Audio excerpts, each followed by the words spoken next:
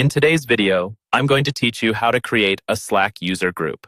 User groups in Slack are a simple but powerful way to communicate with specific sets of people all at once. Instead of tagging individuals one by one, you can mention a single group handle and instantly reach everyone in that group. This is especially useful for teams like managers, designers, or on-call support, where you often need to notify the same people together. We'll be working in a web browser, but the good news is that the process is essentially the same as in the desktop app. So if you're comfortable in one, you'll feel right at home in the other. Start by opening Slack in your browser and making sure you're in the correct workspace. Then, look for the main menu where you can browse different sections of Slack.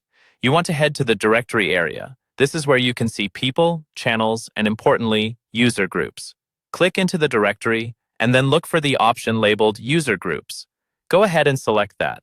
Once you're in the User Groups section, you should see an option to create a new group. Click Create User Group. This is where you'll set up the basic details that define your group. You'll see fields for the name and the handle. The name is what people will see in plain language, like Marketing Team or Project Alpha Leads. The handle is the short, mentionable tag that starts with an @ symbol, such as @marketingteam. Try to choose a handle that's short, clear, and easy to remember, because this is what people will type when they want to notify the group.